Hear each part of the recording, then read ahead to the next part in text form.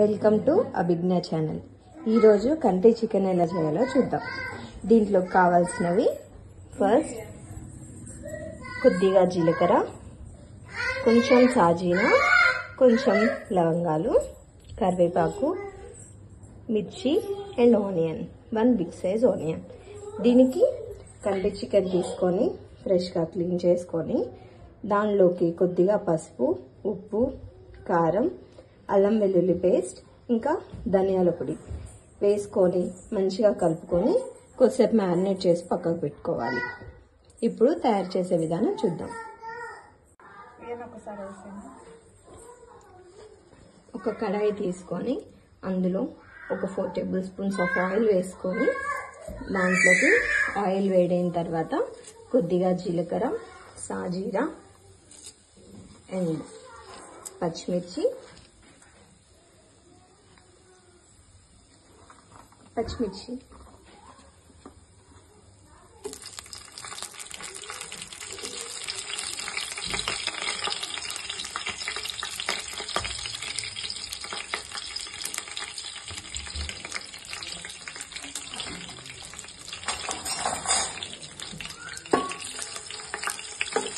దీన్ని కొంచెం సేపు వేగే వరకు ఇలాగే మిక్స్ చేయాలి.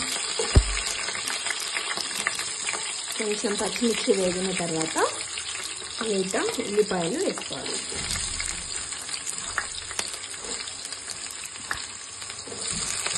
అలాగే కొంచెం కరివేపాకు కూడా వేసుకోవాలి. దీన్ని కొంచెం గోల్డెన్ బ్రౌన్ అయ్యే వరకు వేయించుకోవాలి. ఆనియన్స్ వేగిన తర్వాత కొద్దిగా పసుపు వేసి మంచిగా కలిపెట్టుకోవాలి. దీంట్లో నెక్స్ట్ మనం మ్యారినేట్ చేసి పెట్టి ఉంచుకున్న చికెన్ని మొత్తం ఇందులోకి వేసుకోవాలి.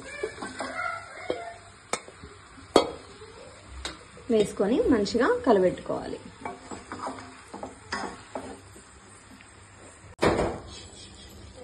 ఇలా వాటర్ మొత్తం ఎగిరిపోయే వరకు మగ్గించుకోవాలి. ఆయిల్లో మగ్గిన తర్వాత దీంట్లోకి కొద్దిగా వెల్లుల్లిపాయలు ప్లస్ ధనియాలు, కొంచెం జీలకర్ర వేసి ఇలా కచ్చాపచ్చాగా దంచుకొని ఇది ఇందులోకి వేయాలి.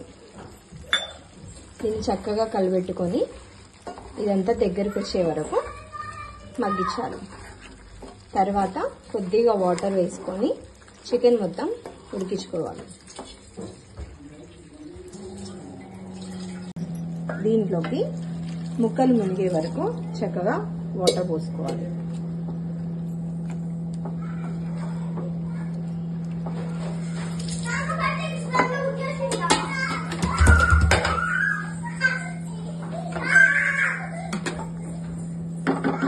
ఇప్పుడు చికెన్ మొత్తం మంచిగా ఉడికే వరకు ఉంచుకోవాలి.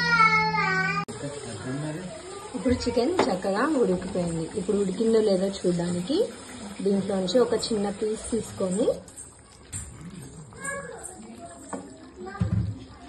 ఒక చిన్న బౌల్లోకి వేసుకొని గరిటెతోటి ఇలా అని చూడండి. పీస్ ఇలా సపరేట్ అయిపోతుంది, అంటే చికెన్ చక్కగా ఉడికిపోయిందని అర్థం. దీంట్లోకి చివరిగా కొద్దిగా గరం మసాలాని వేద్దాం. దీంతో పాటు మంచిగా కడిగి కట్ చేసి పెట్టుకున్న కొత్తిమీరను వేద్దాం. చక్కగా కలుపుకొని స్టవ్ ఆఫ్ చేసుకుంటే కంటి చికెన్ రెడీ అయిపోయింది.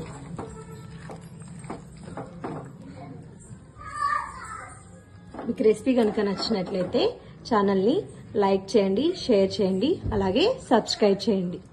మరిన్ని వీడియోస్ మీకు అందుతాయి.